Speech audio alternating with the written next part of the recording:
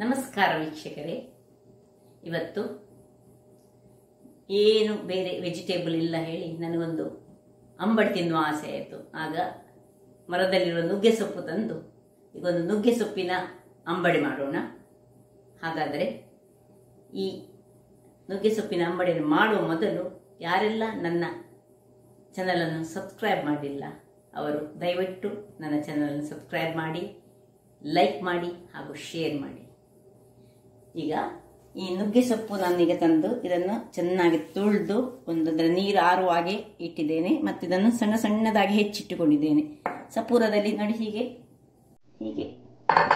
ನುಗ್ಗೆ ಸೊಪ್ಪನ್ನು ಸಣ್ಣದಾಗಿ ಹೆಚ್ಚಿಟ್ಟುಕೊಂಡಿದ್ದೇನೆ ನೋಡಿ. ಇದರಲ್ಲಿ ಒಂದು 10 ಅಂಬಡೆ ಆಗ್ತದೆ. ಇಷ್ಟು ನಾನು ಎಲೆಯನ್ನು ತೆಗೆದುಕೊಂಡಿದ್ದೇನೆ. ಇದನ್ನು ಕ್ಲೀನ್ ಮಾಡೋದು ಮುಖ್ಯ, ಮತ್ತೆ ನೀರು ಆರಿಸಿ ಇಡಬೇಕು. ಈಗ ಇದಕ್ಕೆ ನಾನು ಸ್ವಲ್ಪ ಉಪ್ಪನ್ನು ಹಾಕ್ಕೊಳ್ತಿದ್ದೇನೆ. ಹೆಚ್ಚು ಹಾಕ್ಲಿಕ್ಕೆ ಹೋಗಬೇಡಿ, ಯಾಕೆ ಹೇಳಿದ್ರೆ ಸೊಪ್ಪಿಗೆ ಹೆಚ್ಚು ಉಪ್ಪು ಹಾಕಬಾರ್ದು. ಸ್ವಲ್ಪ ಉಪ್ಪು ಹಾಕ್ಕೊಂಡಿದ್ದೇನೆ, ಒಂದು ತಕ್ಕಷ್ಟು. ಸ್ವಲ್ಪ ಒಂದು ಅರ್ಧ ಚಮಚದಷ್ಟು ಮೆಣಸಿನ ಹುಡಿಯನ್ನು ಹಾಕ್ಕೊಳ್ತಿದ್ದೇನೆ. ಮತ್ತೆ ನೋಡಿ, ಇದು ಸಣ್ಣಗೆ ಹೆಚ್ಚಿದ ಕಾಯಿ ಮೆಣಸು, ಮತ್ತೆ ಅರ್ಧ ಬೌಲಿನಷ್ಟು ಕಡಲೆ ಹುಡಿ. ನಾವಿದನ್ನು ಕಡಲೆ ಬೇಳೆ ಹಾಗೂ ಉದ್ದಿನ ಬೇಳೆ ಎಲ್ಲ ನೆನೆಸಿ ಮಾಡ್ಬೋದು. ಅಕ್ಕಿ ನೆನೆಸಿ, ಸ್ವಲ್ಪ ಅಕ್ಕಿ ನೋಡಿ, ಅಕ್ಕಿ ಹುಡಿಯ ಬದಲು ಅಕ್ಕಿ ನೆನೆಸಿ ಅದು ಮಾಡ್ಬೋದು. ಇದು ಕಡಲೆ ಹುಡಿಯನ್ನು ನಾನು ಹುಡಿ ತೆಗೆದುಕೊಳ್ತಿದ್ದೇನೆ, ಇದು ಸುಲಭ ಆಗ್ತದೆ ಅಂತೇಳಿ. ಈಗ ಆಗಾಗಲೇ ಮಾಡಲಿಕ್ಕೆ, ನೆನೆಸಿ ಇಡಲಿಕ್ಕೆ ನಮಗೆ ಟೈಮ್ ಇಲ್ಲ ಹೇಳಿದಾಗ ಆಗಾಗಲೇ ಕಡಲೆ ಹುಡಿ ಮತ್ತು ಅಕ್ಕಿ ಹುಡಿ, ಎಷ್ಟು ನಾವು ಕಡಲೆ ಹುಡಿ ತೆಗೆದುಕೊಂಡಿದ್ದೇವೆ ಅದರ 1/4 ಭಾಗದಷ್ಟು ಅಕ್ಕಿ ಹುಡಿ.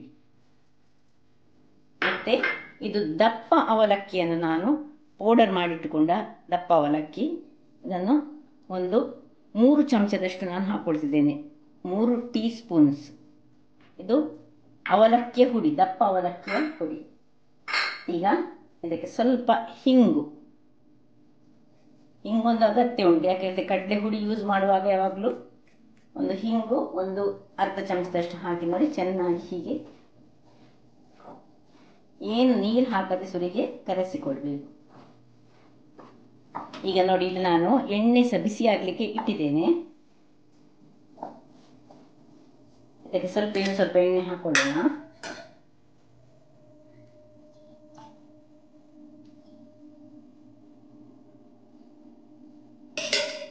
ನೋಡಿ, ಈಗ ಹೀಗೆ ಕಲಡಿಸಿದ ನಂತರ ಇನ್ನು ಇದರಿಂದ ಸ್ವಲ್ಪ ಬಿಸಿ ಎಣ್ಣೆಯನ್ನು, 1 ಸ್ಪೂನಿನಷ್ಟು ಬಿಸಿ ಎಣ್ಣೆಯನ್ನು ಇದಕ್ಕೆ ಹಾಕೊಳ್ಳೋಣ. 1 ಸ್ಪೂನ್, ಇದರಲ್ಲಿ ಒಂದು ಫುಲ್ ಸ್ಪೂನ್ ನಾನು ತೆಗೆಯುವಾಗ ಅದು ಅರ್ಧ ಬಂತು ನೋಡಿ. ಸರಿ ಹೊಂದಿಸಿಕೊಳ್ಬೇಕು ಇದನ್ನು.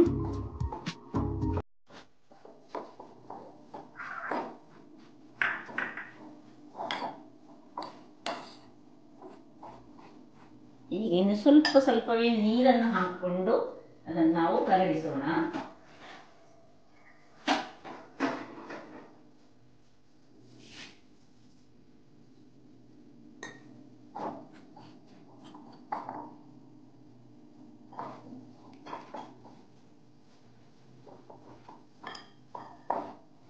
ಹೆಚ್ಚು ನೀರು ಹಾಕ್ಲಿಕ್ಕೆ ಹೋಗಬೇಡಿ. ಇದಕ್ಕೆ ಕೊತ್ತಂಬರಿ ಸೊಪ್ಪು ಆಗಲಿ ಅಥವಾ ಕರಿಬೇವಿನ ಸೊಪ್ಪು ಆಗಲಿ ಯಾವುದದ ಅವಶ್ಯಕತೆ ಇಲ್ಲ. ನಿಮಗೆ ಗೊತ್ತಿಲ್ಲ ಹಾಗೆ ನುಗ್ಗೆ ಸೊಪ್ಪು ತುಂಬ ಅಯನ್ ಕಂಟೆಂಟ್ ಅನ್ನು ಇರುವಂತಹ ವಸ್ತು. ಆದರೆ ಫ್ರೈ ದೇಹಕ್ಕೆ ಅಷ್ಟು ಒಳ್ಳೆಯದಲ್ಲ. ಅಪರೂಪಕ್ಕೆ ಒಮ್ಮೊಮ್ಮೆ ಫ್ರೈ ಆಸೆ ಆಗ್ತದೆ. ಹಾಗಾಗುವಾಗ ಇಂತಹ ಒಂದು ಒಳ್ಳೆ ನುಗ್ಗೆ ಸೊಪ್ಪಿನಂತಹ ಸೊಪ್ಪಿನಿಂದ ಈ ಅಂಬಡೆಯನ್ನು ಮಾಡಿ ತಿಂದರೆ ಅಷ್ಟೊಂದು ಹಾನಿಕಾರಕ ಅಲ್ಲ ಅಂತ ನಾನು ಹೇಳ್ತೇನೆ. ಮತ್ತು ಫ್ರೈ ಅಂಶಗಳು ಯಾವತ್ತೂ ಒಳ್ಳೆಯದಲ್ಲ. ನೋಡಿ, ಸ್ವಲ್ಪವೇ ನೀರು ಹಾಕೊಂಡು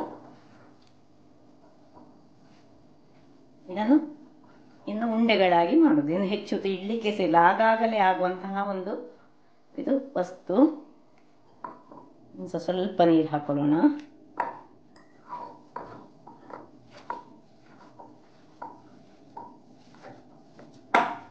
ಹೆಚ್ಚು ನೀರಾಗಬಾರ್ದು ಇದು, ಮತ್ತೆ ಅದು ಎಣ್ಣೆಯಲ್ಲಿ ಬಿಟ್ಟುಕೊಳ್ತದೆ.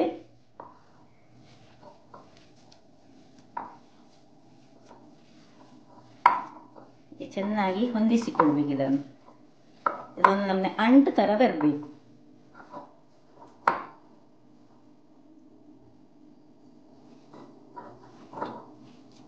ಹೀಗೆ ನಾವು ಈ ನಮ್ಮ ಕರಾವಳಿಯಲ್ಲಿ ಮಳೆಗಾಲದ ಟೈಮ್ನಲ್ಲಿ ತೊಜಂಕ್ ಸಿಗ್ತದೆ, ಚಗಟೆ ಸೊಪ್ಪು ಹೇಳ್ತೇವೆ, ಅದರಿಂದಲೂ ಸಹ ಮಾಡ್ತಾರೆ.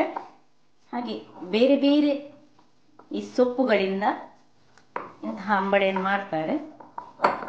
ನೋಡಿ ಆಯಿತು, ಇಷ್ಟೇ. ಈಗ ನಾನು ಸಣ್ಣ ಸಣ್ಣದಾಗಿ ಮಾಡ್ತಿದ್ದೇನೆ ನೋಡಿ.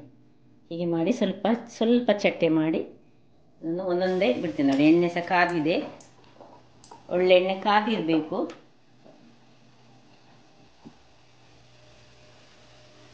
ಸ್ವಲ್ಪ ಸಣ್ಣದು ಮಾಡುವ ಉರಿ.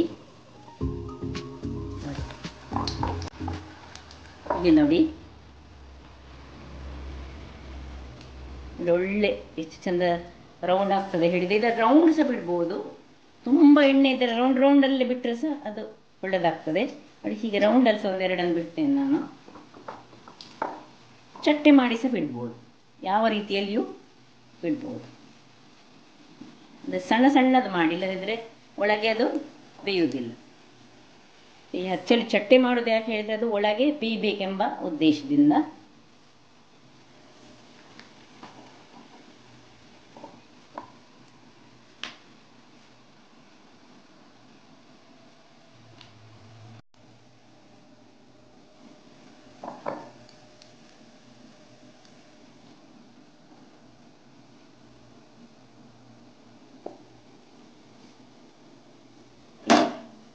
ಸುರಿಗೆ ಮಾತ್ರ ನಾನೊಂದು ಎರಡನ್ನು ಚಟ್ಟೆ ಬಿಟ್ಟೆ. ಅದು ಚಟ್ಟೆ ಆದರೆ ಬೇಗ ಕಾಯ್ತದೆ, ರೌಂಡ್ ಆದರೆ ಒಂಚೂರು ಹೊತ್ತು ಬೇಕಾಗ್ತದೆ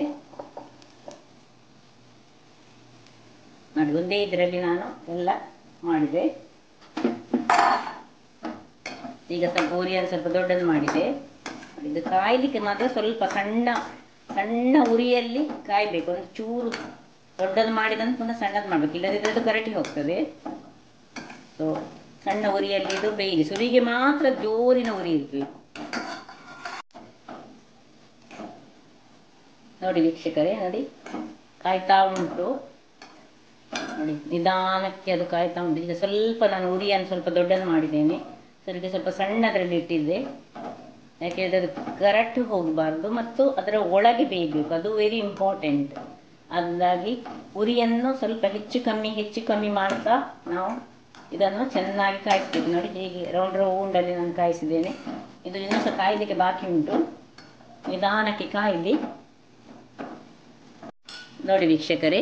ನೋಡಿ ಈ ಹದಕ್ಕೆ ಬರುವಾಗ ನೋಡಿ ಕಲರ್ ಈಗ ಸ್ವಲ್ಪ ಚೇಂಜ್ ಆಗ್ತಾ ಬಂತು ನೋಡಿ. ಬೇಕಿದ್ರೆ ಒಂದು ನಾವು ಚೆಕ್ ಮಾಡ್ಕೊಳ್ಬೋದು ಹೇಗೆ ಆಗಿದೆ ಅಂತ ನೋಡಿ. ಸ್ವಲ್ಪವೇ ನಾನು ನೋಡಿ ಹೇಗೆ ಬಂದಿದೆ ನೋಡಿ. ಈಗ ಕಾದಿದೆ.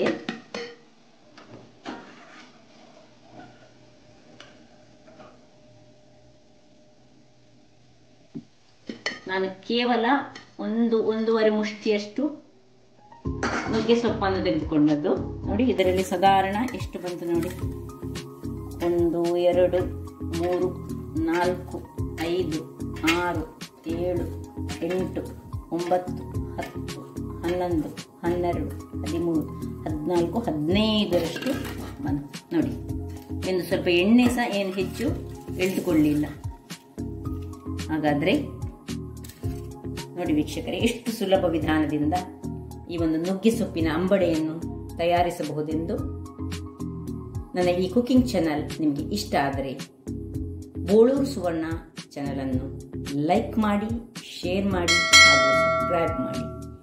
ಹಾಗೂ ನನ್ನ ಇನ್ಸ್ಟಾಗ್ರಾಮ್ ಪೇಜನ್ನು ಫಾಲೋ ಮಾಡಿ. ಧನ್ಯವಾದಗಳು.